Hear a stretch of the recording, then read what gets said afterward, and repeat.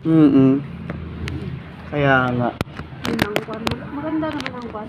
Oo. Kasi lahat naman tayo, hindi natin gusto na doon tayo mapunta. Di ba? Kaya Gusto nga. natin lahat tayo maliligtas. Oo. Mm. Kaya yun, sabi doon, ang sinumang sumampalataya hindi mapahamak, kundi magkaroon ng buhay na walang hanggan. Ayun lang yung sinasabi ng Biblia, kailangan mong tanggapin ng Diyos, kailangan mong ibigay yung buhay mo sa Kanya. Oo. Diba, manampalataya ka, Oo. at hindi ka mapapahamak, kundi magkakaroon ka ng buhay na walang hanggan. Diba? Hanggan-hanggan na, wala nang Forever na yun. Oo. Kumbaga kasi, kung titignan natin yung kapahamakan, kung anak ka ng Diyos, pag-iingatan ka talaga niya, i-bless ka ng Lord, hindi lang financial, kundi sa kalakasan din natin. Oo. Kayang ibigay yun ng Diyos. Yun man. O, diba? At sabi dito sa 17, isinugo ng Diyos ang kanyang anak, hindi upang hatulan ng parusa ang sanlibutan, kundi upang iligtas ito sa pamamagitan niya.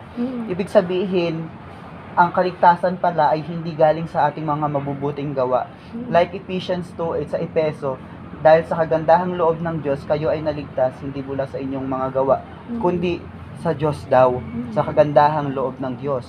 Diba? At sabi din doon sa sa Romans 6:23, sapagkat ang kabayaran ng kamatayan, diba? Oo. Diba ang kamatayan natin kabayaran yon dahil sa mga kasalanan natin. Oo. Ngunit ang libreng kaloob ng Diyos ay buhay na walang hanggan sa pamamagitan ni Kristo Jesus na ating Panginoon. Oo. Ibig sabihin, walang nakatala doon na kapag ikaw ay gumawa ng mabuti, maliligtas ka. Oo. Kapag ikaw ay pumasok dito sa church na to, maliligtas ka. Oo. Hindi.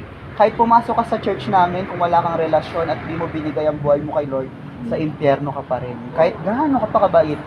Diba? Ayun lang yung inaano Ayun lang yung sinasabi ng Diyos dito na kailangan lang natin siyang tanggapin at sumunod sa Kanya. Hindi ko sinasabi na pag sumunod tayo sa Kanya is parang ayun na, mumuhay na tayo sa bed of roses, yung bang okay na yung lahat. Hindi, mas marami pang trials na pagdadaanan. Pero dun sa mga pagsubok na yon, makikita natin yung biyaya ng Diyos, yung mga miracles niya na, wow, sa pagsunod ko kahit mahirap, ang Diyos kumikilos. Hindi ako pinapabayaan. Diba? Kaya totoo talaga ang Diyos sa ating mga buhay na never tayong pababayaan niya. Kasi first pag tayo'y mamatay, maghihintay ka ng pangalawang kamatayan. Yun na yung habang buhay na Oo. sa Panginoon Diyos. At saka ito daw, pag Kurt, pag ikaw daw mapunta sa langit at yung mga taong makasalanan, makikita mo daw yun. Yung mga taong pinarusahan. Ayun nga. Ayun yung mahirap dun. Parang si Lazaro. Kaya lang, at saka si hindi na tayo makapagsalita ng katulad ng ganito. Ano na lang, sa tingin na lang daw. Kumbaga, ano na tayo dun ang focus na lang natin, ang Lord. Oo. Diba? Yun. Kaya yun, kumbaga habang tayo nabubuhay dito sa lupa, ibigay na natin ang buhay natin sa totoong Diyos at maglingkod sa Kanya. Oo, diba? at saka habang buhay ng tayo daw, humingi na tayo ng kapatawaran. Kasi kung mamatay na nga naman tayo, di ba, hindi na tayo makahingi Kaya nga.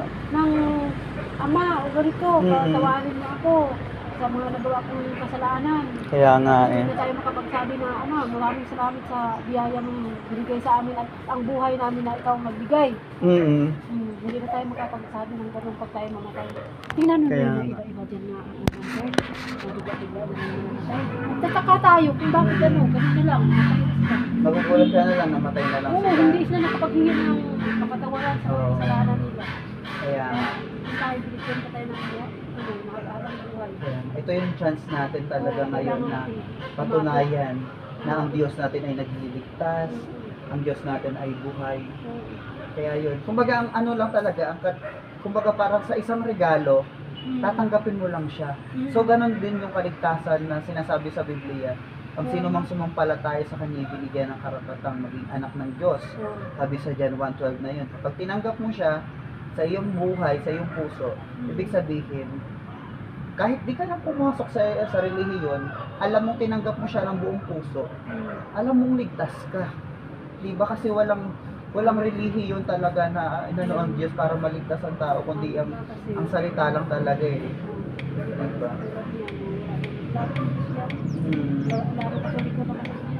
Kaya alam lang niya, mura. Kaya na. Mura. Pero kayo ba, gusto niyo po ba tanggapin yung kaligtasan na yun? Although, sabihin na natin na hindi ako pastor, kumbaga ako'y lingkod lang na nagbabahagi ng salita. Kumbaga, ibang papanalangin kita sa isang panalangin ng pagtanggap na kung sakaling may mangyari mang hindi maganda or ano man, alam mong tinanggap mo si Jesus bilang Panginoon at tagapagligtas. Repeat after me lang, sasabay ka lang sa panalangin na to. Kasi sabi ko, ako hindi matahimik na yung bang chineran lang kita pero hindi kita pinatanggap dun sa panalangin ng pagtanggap para sa Diyos. Diba? Siyempre bilang mga lingkod, kailangan talaga may panalangin natin yung mga tao. Diba ganun? At asahan mo na doon sa pagtanggap na yon may mga mangyayaring himala sa buhay mo. Dahil alam mo talaga na yung tinanggap mo ay Diyos talaga na buhay. Diba? Wala ko dito ang Diyos natin ay buhay. Hindi sabi ko na katulad ng mga revolta magsimba-simba ka lang dyan na simbalin mo yung mga revolta. Wala, hindi naman yan sila nakakarinig. Dahil inaukit lang yan sila sa kahoy. Kaya yan. Diba? Kahit ikaw ka, alam mo yun. Inaukit lang yan sila sa kahoy yung mga revolta mo. Kaya na. Pwede po ba kitang pag-pray po? Sabay ka sa panalangin natin. Sige, pikit po tayo. Sabihin mo, Panginoong Jesus. Sasabay ka sa akin. Repeat after me. Sabi mo, Panginoong Jesus.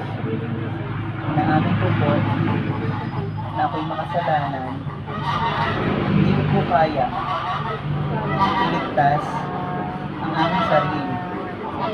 Ngayon po, naniniwala ako na ako'y anak mo na, ako'y ligtas na, at nakalagay na sa aklat ng buhay ang aking pangalan. Inaanyayahan kita sa aking puso at pagharian mo ang puso ko. Maraming salamat po sa pangalan ni Jesus. Amen. Hindi ako na lang po mananalangin. Father God in heaven, maraming salamat sa hapong ito. Tinataas ko nga po, Panginoon, si Ate Ami sa inyo, na alam mo po, Panginoon, yung kalalagayan ng kanyang puso, Panginoon, Lord God, yung mga pinagdadaanan niya, Lord God. Lord, alam ko po, Panginoon, na ikaw po yung Diyos na mayaman at mahabagin, Panginoon. Tinataas ko nga po siya sa iyo, Lord God, sa mga pangangailangan niya.